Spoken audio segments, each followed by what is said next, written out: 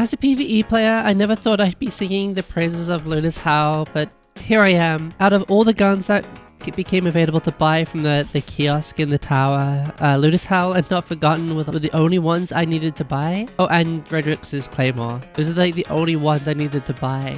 Like, I did not care for these guns as I basically never play PvP. But here I am today to talk about its praises in PvE and why it's slowly becoming one of my favorite hand cannons in the game. In fact, my shiny one that I've been using already has over 3,000 PvE kills. I've been using it quite a bit. I've really been enjoying it. And that's just mainly down to the perk combo of Heal Clip and Incandescent. For those of you who don't know, Heal Clip states that once you get a final blow and do a reload, you apply Cure to yourself and to nearby allies. It's Cure 2 for yourself and Cure 1 for your allies. So what that means is you give yourself 120 HP back instantly, and your allies who are near you within 15 meters get 60 HP back, which is crazy strong. So obviously you want to try and get some reload perks, like Fled Magwell or Light Mag with a reload masterwork. Unfortunately, I've had 2 shiny Heal Clip Incandescent rolls drop for me, but they both had Alloy Mag and Extended Mag as the 2 perk options. I mean, at least Alloy Mag sometimes gives me a faster reload. But this perk is really strong, and I'll talk about why it's so strong in a minute. But obviously, there's a lot of solar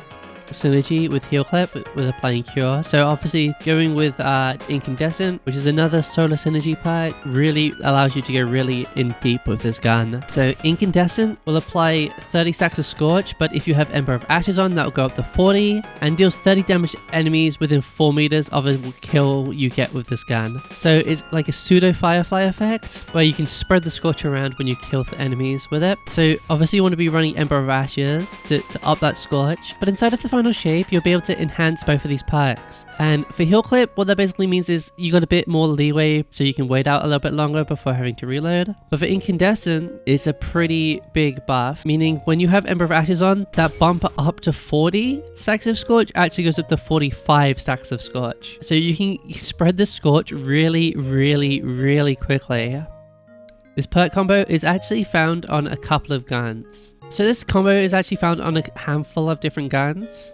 I'll just run through them real quick. There's obviously the Luna's Howl and the Igneous Hammer for another hand cannon, though I really don't like 120 hand cannons in PvE. There are 2 auto rifles in the Abyss Defiant from Crota's End and the Summoner from Trials. This is a way better roll on a Trials weapon. There's a heliocentric sidearm if you're a sidearm gamer. And then there's also 3 different pulse rifles. The Jurassic Green if you picked one up during Halloween. The Adorative, which is craftable from Season of the Wish. And then there's also the Darkest Before from the Prophecy Dungeon. This is not really where the synergy kind of ends. Bunch of Scorch up and a little bit of healing. There is one solar fragment that pairs with this really well, and it's going to lead you to basically infinite uptime on all of your abilities. And it's crazy. So Ember of Benevolence is a solar fragment which applying Cure, Radiant, Restoration, Healing, or Reviving allies grants 400 additional base, grenade, melee, and class ability regeneration rate for 6 seconds. That means whenever you reload your gun, you go up 400% recharge rate on your abilities. And you can't refresh this timer, so you have to wait for the 6 seconds to run out before you can refresh it again,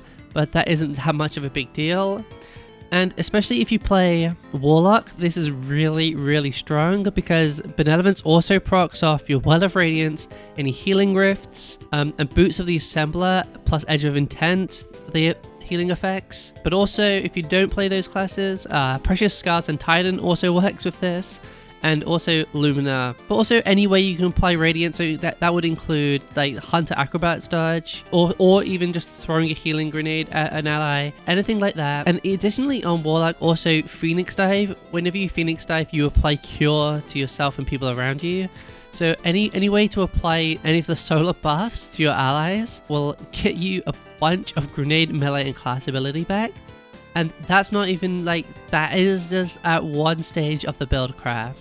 Luna's Howl is a really strong gun, and I hope more people see it. It is very overshadowed by Zauli's Bane, especially in GMs or especially in Pantheon right now.